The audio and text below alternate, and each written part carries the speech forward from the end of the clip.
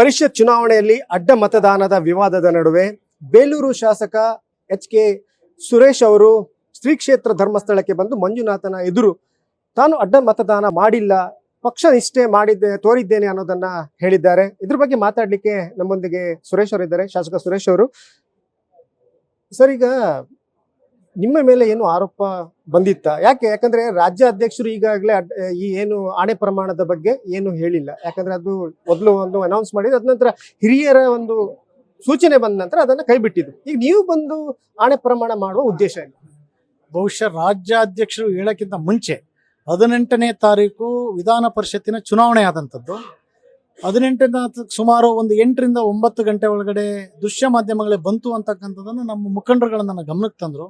ಅದಾದ ನಂತರ ಬೆಳಗ್ಗೆ ನಾನು ಕೂಡಲೇ ಪ್ರತಿಪಕ್ಷದ ನಾಯಕರಿಗೆ, ನಮ್ಮ ಅಧ್ಯಕ್ಷರಿಗೆ ಕರೆಯನ್ನು ಮಾಡಿ ಪಕ್ಷದ್ರೋಹವನ್ನು ನಾನು ಮಾಡಿಲ್ಲ, ತಾಯಿಗೆ ದ್ರೋಹವನ್ನು ಮಾಡಿಲ್ಲ ಅಂತಕ್ಕಂಥ ಸಂದೇಶವನ್ನು ಕೊಟ್ಟೆ.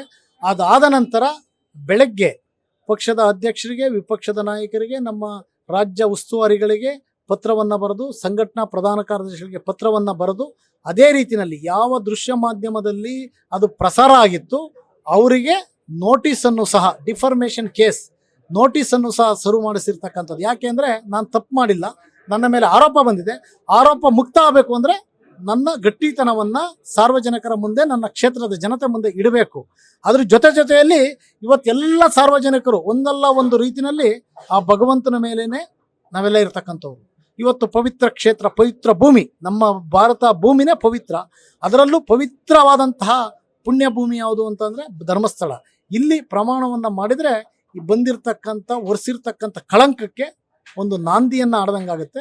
ಯಾರು ಕಳಂಕವನ್ನು ಒರೆಸ್ಲಿಕ್ಕೆ ಪ್ರಯತ್ನ ಪಟ್ಟಿದ್ದಾರೆ, ಯಶಸ್ಸನ್ನು ಹಿಮ್ಮೆಡಿಸ್ಲಿಕ್ಕೆ ಪ್ರಯತ್ನವನ್ನು ಪಟ್ಟಿದ್ದಾರೆ, ಅವರಿಗೆ ಆ ಭಗವಂತ ನೋಡ್ಕೊಳ್ಳಿ ಅನ್ನೋದಕ್ಕೆ ಪ್ರಮಾಣವನ್ನು, ಪ್ರಾರ್ಥನೆಯನ್ನು ಮಾಡಿಲ್ಲ. ನಾನು ಪ್ರಮಾಣವನ್ನು, ಏನು ಪ್ರಮಾಣ ಮಾಡಿ? ನಾನು ಅಡ್ಡ ಮತದಾನವನ್ನು ಮಾಡಿಲ್ಲ ಅಂತಕ್ಕಂಥ ಪಕ್ಷ ನಿಷ್ಠೆ, ಪ್ರಾಮಾಣಿಕತೆ, ತಾಯಿ ಬೇರೆ ಅಲ್ಲ, ಪಕ್ಷ ಬೇರೆ ಅಲ್ಲ. ನಾನು ಯಾವುದೇ ಕಾರಣದಿಂದ ಅಡ್ಡ ಮತದಾನವನ್ನು ಮಾಡಿಲ್ಲ. ನಮ್ಮ ರಾಜ್ಯಾಧ್ಯಕ್ಷರು, ವಿಪಕ್ಷ ನಾಯಕರು ಏನು ಸೂಚನೆಯನ್ನು ಕೊಟ್ಟಿದ್ರು ಅವರಿಗೆ ಮತದಾನವನ್ನು ಮಾಡಿದ್ದೀನಿ ಅಂತಕ್ಕಂಥದ್ದನ್ನು ನನ್ನ ಕ್ಷೇತ್ರದ ಚೆನ್ನಕೇಶ್ವರ ಸ್ವಾಮಿ ಆಶೀರ್ವಾದದಿಂದ ನನ್ನ ಕ್ಷೇತ್ರದ ಎಲ್ಲ ಮತದಾರರಿಗೆ, ರಾಜ್ಯದ ಎಲ್ಲ ನನ್ನ ಹಿತೈಷಿಗಳಿಗೆ, ಜಿಲ್ಲೆಯ ಹಿತೈಷಿಗಳಿಗೆ ಸಂದೇಶವನ್ನು ಕೊಡ್ತಕ್ಕಂಥ ಕೆಲಸವನ್ನು, ಪ್ರಾಮಾಣಿಕತೆಯನ್ನು ಎತ್ತಿ ಹಿಡಿತಕ್ಕಂಥ ಕೆಲಸವನ್ನು ಮಾಡಿದ್ದೀನಿ. ಸರಿಗ ಒಂದು ನಿಮ್ಮ ಮೇಲೆ ಏನು ಆರೋಪ ಬಂದಿರಲಿಲ್ಲ. ಒಂದು ವೇಳೆ ಈಗ ವಿವಾದ ಎದ್ದ ಕೂಡಲೇ ಕೆಲವರದ್ದು ಹೆಸರುಗಳು ತೇಲಿ ಬಂತು, ಅದರಲ್ಲಿ ನಿಮ್ದು ಒಂದು. ಈ ಒಂದು ಆರೋಪ ಅಥವಾ ಅಪಪ್ರಚಾರಕ್ಕೆ ಯಾರು ಕಾರಣ? ನಿಮ್ಮ ಪಕ್ಷದವರೇ ಅಥವಾ ಹೊರಗಿನವರು? ಬಹುಶಃ ಇದೆಲ್ಲ ತಮಗೆ ಗೊತ್ತಿರುತ್ತೆ. ಪಕ್ಷದ ಒಳಗೆ ಹೊರಗೆ ಒಬ್ಬ ಪ್ರಾಮಾಣಿಕನ ಸುಳ್ಳು ಜಲ್ದಿ ಹಬ್ಬುತ್ತಂತೆ, ಸತ್ಯ ತಡವಾಗುತ್ತೆ. ಸುಳ್ಳನ್ನ ಒಂದು ಕ್ಷಣ ಹಬ್ಬಿಸ್ಬಿಟ್ರೆ ಸುಳ್ಳನ್ನ ವೀಕ್ಷಣೆ ಮಾಡ್ತಕ್ಕಂಥವ್ರು ಸಂಖ್ಯೆ ಜಾಸ್ತಿ ಇರುತ್ತೆ, ಸತ್ಯವನ್ನ ವೀಕ್ಷಣೆ ಮಾಡ್ತಕ್ಕಂಥ ಸಂಖ್ಯೆ ಕಡಿಮೆ ಆಗುತ್ತೆ. ಅದಕ್ಕೆ ಸುಳ್ಳನ್ನ ಹಬ್ಬಿಸ್ಬಿಟ್ಟು ಎಲ್ಲ ಒಂದು ಕಡೆ ಪ್ರಾಮಾಣಿಕತೆಯಿಂದ, ನಿಷ್ಠೆಯಿಂದ, ಜನಸಾಮಾನ್ಯರಲ್ಲಿ ಒಂದಾಗಿ ಜನರ ಜೊತೆ ಬೆರೆತು ಕೆಲಸವನ್ನ ಮಾಡ್ತಕ್ಕಂಥವ್ರ ಮೇಲೆ ಒಂದು ಕಳಂಕವನ್ನ ತಂದ್ರೆ ಮುಂದಿನ ಆದಿ ಬೇರೆಯವರಿಗೆಲ್ಲ ಸುಗಮ ಆಗ್ಬೋದು ಅಂತಕ್ಕಂಥದ್ದಕ್ಕೆಲ್ಲ ಒಂದು ಕಡೆ ಈ ಪಿತೂರಿಯನ್ನ ಮಾಡಿದ್ದಾರೆ. ಈಗ ಸತ್ಯಶೋಧನಾ ಸಮಿತಿ ಅಧ್ಯಕ್ಷರಾದಂತಹ ಸಿ.ಟಿ. ರವಿ ಅವರು ಒಂದು ವರದಿ ಕೊಟ್ಟಿದ್ದಾರೆ. ಅದರಲ್ಲಿ ಯಾರು ಅಡ್ಡ ಮತದಾನ ಮಾಡಿದ್ದಾರೆ ಅನ್ನೋದ್ರ ಬಗ್ಗೆ ಏನಾದ್ರು ಉಲ್ಲೇಖ, ಇದರಿಂದ ಏನಾದ್ರು ಸಾಬೀತು ಮಾಡ್ಬೋದಾ? ಇಲ್ಲ, ಈಗ ಸತ್ಯಶೋಧನಾ ಸಮಿತಿಯನ್ನ ಮಾಡಿ ಅಂತಕ್ಕಂಥದ್ದನ್ನ ಪ್ರಾರಂಭದಲ್ಲಿ ಹೇಳಿದವ್ ನಾನು. ವಿಧಾನಸೌಧದ ಮುಂದೆ ತಮಗೆಲ್ಲ ಪ್ರಾರಂಭದಲ್ಲಿ ಸತ್ಯಶೋಧನಾ ಸಮಿತಿಯನ್ನ ಮಾಡಿ ಅಡ್ಡ ಮತದಾನವ್ರನ್ನ ಗಲ್ಲಿಗೇರಿಸಿ ನಾನು ಮಾಡಿಲ್ಲ, ಅದರಿಂದ ಧರ್ಮಸ್ಥಳ ಮಂಜುನಾಥ ಸ್ವಾಮಿಯ ಮತ್ತು ಚೆನ್ನಕೇಶ್ವರನಾಥ ಸತ್ಯವನ್ನ ಮಾಡ್ತೀನಿ ಅಂತಕ್ಕಂಥದ್ದು ಹೇಳಿದ್ದು. ಅದಕ್ಕೆ ಇವತ್ತು ನಾನು ಸನ್ಮಾನ್ಯ ಸಿ.ಟಿ. ರವಿಯಲ್ಲಿ ವಿನಂತಿಯನ್ನು ಮಾಡ್ತೀನಿ. ತಾವು ಅನುಭವಿ ರಾಜಕಾರಣಿಗಳಿದ್ದೀರಾ, ಮಾಜಿ ಮಂತ್ರಿಗಳಿದ್ದೀರಾ, ಮಾಜಿ ರಾಷ್ಟ್ರೀಯ ಪ್ರಧಾನ ಕಾರ್ಯದರ್ಶಿಗಳಿದ್ದೀರಾ, ಸತ್ಯಶೋಧನಾ ಸಮಿತಿಯ ಇಂದಿನ ಅಧ್ಯಕ್ಷರಾಗಿದ್ದೀರಾ. ಸತ್ಯತೆಯನ್ನು, ಪ್ರಾಮಾಣಿಕತೆಯನ್ನು, ತಾವು ಯಾರು ಅಪರಾಧವನ್ನು ಮಾಡಿದ್ದಾರೆ, ಅಡ್ಡ ಮತದಾನ, ಅದನ್ನು ಪತ್ತೆ ಹಚ್ಚಿ ಸಾರ್ವಜನಿಕರಿಗೆ ಬಿಡುಗಡೆಯನ್ನು ಮಾಡಿ ನನ್ನಂಥ ಪ್ರಾಮಾಣಿಕನ ಮೇಲೆ ಬಂದಿರತಕ್ಕಂಥ, ನನಗೊಬ್ಬನಿಗೆ ಬಂದಿರತಕ್ಕಂಥಲ್ಲ, ಇಡೀ ಬೇಲೂರು ವಿಧಾನಸಭಾ ಕ್ಷೇತ್ರ ಜನತೆಗೆ ಬಂದಿರತಕ್ಕಂಥ ಅದನ್ನ ಭಗವಂತನ ಮುಂದೆ ಸಾಕ್ಷಿ ಆಧಾರಗಳ ಕೊಡಬೇಕು ಅಂತಕ್ಕಂಥದ್ದು ನಾನು ತಮ್ಮಲ್ಲಿ ವಿನಂತಿಯನ್ನು. ಮಂಪರು ಈ ವಿಚಾರದಲ್ಲಿ ಮಂಪರು ಪರೀಕ್ಷೆ ಮಾಡಬೇಕು ಅಂತ ಹೇಳಿದ್ರಿ. ಈ ಮಂಪರು ಪರೀಕ್ಷೆ ಯಾರದು? ಎಲ್ಲರದು ಮಾಡಬೇಕು? ಹೇಗೆ? ಯಾರಿಗೆ ಅನುಮಾನ ಇದೆ ಅವ್ರ ಮೇಲೆ ಮಾಡಲಿ.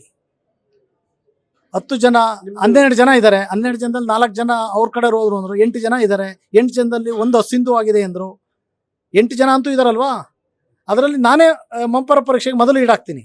ಧರ್ಮಸ್ಥಳಕ್ಕೆ ಮೊದಲು ನಾನೇ ಬರ್ತೀನಿ ಅಂತ ಹೇಳಿದ್ದೆ, ಮಂಜುನಾಥ ಸ್ವಾಮಿ ಮುಂದೆ ಪ್ರಮಾಣ ಮಾಡ್ತೀನಿ ಅಂತ ಹೇಳಿದ್ದೆ, ಅದನ್ನು ಮಾಡಿದ್ದೀನಿ. ಮಂಪರ ಪರೀಕ್ಷೆಯನ್ನು ಮಾಡಿ ಅಂತಕ್ಕಂಥದ್ದನ್ನು ನಾನು ಅವರಿಗೆ ಮನವಿಯನ್ನು ಮಾಡ್ತೀನಿ. ಈಗ ಶಾಸಕ ಸುರೇಶ್ ಅವರು ಕಾಂಗ್ರೆಸ್ನವರೊಟ್ಟಿಗೆ ಸೌಖ್ಯ ಇದೆ ಅನ್ನೋ ಒಂದು ಮಾತು ಕೇಳಿ ಬರ್ತದೆ. ಇದು ಎಲ್ಲ ಒಂದ್ ಕಡೆ ಅಪಪ್ರಚಾರಕ್ಕೆ ಕಾರಣ ಆಯ್ತಾ? ಬಹುಶಃ ಎಲ್ಲೋ ಒಂದು ಕಡೆ ಅದು ಇರ್ಬೋದು. ಯಾಕೆ ಅಂದರೆ ನಾನೊಬ್ಬ ವಿರೋಧ ಪಕ್ಷದ ಶಾಸಕ, ನಾನು ಮೂಲತಃ ಸಿವಿಲ್ ಇಂಜಿನಿಯರು, ಒಬ್ಬ ಗುತ್ತಿಗೆದಾರನಾಗಿದ್ದವನು. ಕ್ಷೇತ್ರವನ್ನು ಕಡಿಮೆ ಮೊತ್ತದಲ್ಲಿ ಯಾವ ರೀತಿ ಅಭಿವೃದ್ಧಿಯನ್ನು ಮಾಡ್ಬೋದು ಅಂತಕ್ಕಂಥದ್ದನ್ನು ತೋರಿಸ್ಕೊಡ್ಬೇಕು ಅಂತ ಉದ್ದೇಶದಿಂದ ನಾನು ಎಲ್ಲ ಮಂತ್ರಿಗಳನ್ನ, ಮುಖ್ಯಮಂತ್ರಿಗಳನ್ನ ಎಲ್ಲರನ್ನೂ ಭೇಟಿ ಮಾಡಿ ನನ್ನ ಕ್ಷೇತ್ರದಲ್ಲಿ ಮಲೆನಾಡು, ಅರೆಮಲೆನಾಡು, ಬಯಲುಸೀಮೆ 3 ವಿವಿಧತೆಯನ್ನು ಹೊಂದಿರತಕ್ಕಂಥ ಬೇಲೂರು ವಿಧಾನಸಭಾ ಕ್ಷೇತ್ರ, ಅನುದಾನವನ್ನು ಒಂದಿಷ್ಟು ತಂದು ಕೆಲಸವನ್ನು ಮಾಡಬೇಕು ಅಂತಕ್ಕಂಥ ದೂರದೃಷ್ಟಿಯಿಂದ ನಾನು ಕೆಲಸವನ್ನು ಮಾಡ್ತಾ ಇದ್ದೆ. ಈ ಸಂದರ್ಭದಲ್ಲಿ ನನ್ನ ಭಾಗದಲ್ಲಿ ಸುಮಾರು 60.8 ಕಿಲೋಮೀಟರ್ ಎತ್ತಿನೊಳೆ ಹೋಗ್ತಾ ಇದೆ. ಅದು ಕೋಲಾರಕ್ಕೆ ನೀರು ಹೋಗ್ತಕ್ಕಂಥದ್ದು. ಆ ಭಾಗದಲ್ಲಿ ಸುಮಾರು ಒಂದು 150 ಹಳ್ಳಿಗಳು, ರಸ್ತೆಗಳು ದುಸ್ಥಿತಿನಲ್ಲಿದೆ. ಸುಮಾರು 50 ಕೋಟಿ ಅನುದಾನವನ್ನು ಕೊಡಬೇಕು ಅಂತಕ್ಕಂಥದ್ದು ಕಳೆದ 3 ವರ್ಷದಿಂದ ಸನ್ಮಾನ್ಯ ಜಲಸಂಪನ್ಮೂಲ ಸಚಿವರು ಅಂದಿನ ಉಪಮುಖ್ಯಮಂತ್ರಿಗಳಿಗೆ ಮನವಿಯನ್ನು ಮಾಡಿದ್ದೆ. ಬಹುಶಃ ಮನವಿಯನ್ನು 10 ಬಾರಿದರೂ ಆಗಿರಲಿಲ್ಲ. ನಾನು ಸದನದಲ್ಲಿ ಗಮನ ಸೆಳೆಯುವ ಪ್ರಶ್ನೆಯನ್ನು ಹಾಕಿದ್ದೆ. ಸನ್ಮಾನ್ಯ ನೀರಾವರಿ ಸಚಿವರೇ, ಉಪಮುಖ್ಯಮಂತ್ರಿಗಳೇ, ಭಾವಿ ಮುಖ್ಯಮಂತ್ರಿಗಳಾದಂಥ ಸನ್ಮಾನ್ಯ ಡಿ ಕೆ ಶಿವಕುಮಾರ್ ಅವರೇ, ನೀವು ದಯವಿಟ್ಟು ಚೆನ್ನಕೇಶವನ ಆಶೀರ್ವಾದ ನಿಮ್ಮ ಮೇಲಿದೆ, ನೀವು ಇದಕ್ಕೆ ಹಣ ಬಿಡುಗಡೆ ಮಾಡಿ ಅಂತಕ್ಕಂಥದ್ದನ್ನು ಹೇಳಿದ್ದೆ. ಬಹುಶಃ ಅವರು ಸದನದಲ್ಲಿ ಮಾತನ್ನು ಕೊಟ್ಟರು, ಹಣವನ್ನು ಬಿಡುಗಡೆ ಮಾಡ್ತೀನಿ. ನನಗೆ 10 ಬಾರಿ ಅವರು ನನ್ನನ್ನು ಭೇಟಿಯನ್ನು ಮಾಡಿದ್ದಾರೆ, ಮನವಿಯನ್ನು ಮಾಡಿದ್ದಾರೆ, ನನಗೂ ಹಣವನ್ನು ಕೊಡಬೇಕು ಅಂತಕ್ಕಂಥದ್ದಿದೆ, ಮುಂದಿನ ದಿವಸ ಕೊಡ್ತೀನಿ ಅಂತಕ್ಕಂಥದ್ದನ್ನು ಮಾಡಿದರು. ಆ ಹಿನ್ನೆಲೆಯಲ್ಲಿ ಕಾಕತಾಳೀಯ ತೀರ ಇದನ್ನು ಕೊಂಬೆ ಇದಾಗಿತ್ತು, ಕೊಂಬೆ ಮುರಿಯೋದಕ್ಕೂ ಅಕ್ಕಿ ಕೂರೋದಕ್ಕೂ ಒಂದೇ ಅನ್ನೋ ರೀತಿಯಲ್ಲಿ ಇದೊಂದು ಕಳಂಕವನ್ನು ತರಬೇಕು ಅಂತಕ್ಕಂಥದ್ದನ್ನು ಇದನ್ನು ತುಂಬ ಪೂರ್ವ ತಯಾರಿಯಾಗಿ ತಮಗೆಲ್ಲ ಗೊತ್ತಿದ್ದಂಗೆ ಶ್ರೀ ಕ್ಷೇತ್ರ ಧರ್ಮಸ್ಥಳದ ಮೇಲೆ ತಂದಿರತಕ್ಕಂಥದ್ದು, CD case, pen drive case, ಇವೆಲ್ಲ ಇದರಲ್ಲಿ ಇನ್ವಾಲ್ವ್ ಆಗಿ ಇದನ್ನು ಬಹುಶಃ ತಂದಿರತಕ್ಕಂಥದ್ದು. ಇದರಿಂದ ನನಗೆ ನನ್ನ ಕ್ಷೇತ್ರದ ಜನತೆಗೆ ಶಕ್ತಿ ಬಂದಂತಾಗಿದೆ. ಯಾಕೆಂದರೆ ನಾವು ಕಳಂಕರಹಿತವಾಗಿರ್ತಕ್ಕಂಥವ್ರು, ಶಕ್ತಿಯನ್ನು ಇನ್ನೊಂದಿಷ್ಟು ವೃದ್ಧಿಸಲಿಕ್ಕೆ ಇದನ್ನು ತಂದರು. ಸುಳ್ಳು ಜಲ್ದಿ ಹರಡುತ್ತೆ, ಸತ್ಯ ತಡವಾಗಿ ಬರುತ್ತೆ. ಸತ್ಯ ಮಂಜುನಾಥ ಸ್ವಾಮಿ ಕೊಟ್ಟೇ ಕೊಡ್ತಾನೆ. ಯಾರು ಅದನ್ನು ಮಾಡಲಿಕ್ಕೆ ಪಿತೂರಿಯನ್ನು ಮಾಡಿದರೆ ಅವರಿಗೆ ಆ ಭಗವಂತ ಮಂಜುನಾಥ ಸ್ವಾಮಿ ನೋಡ್ಕೊಳ್ಳಿ ಅಂತ ತಮ್ಮ ಮೂಲಕ ಹೇಳಿ. ಧನ್ಯವಾದ.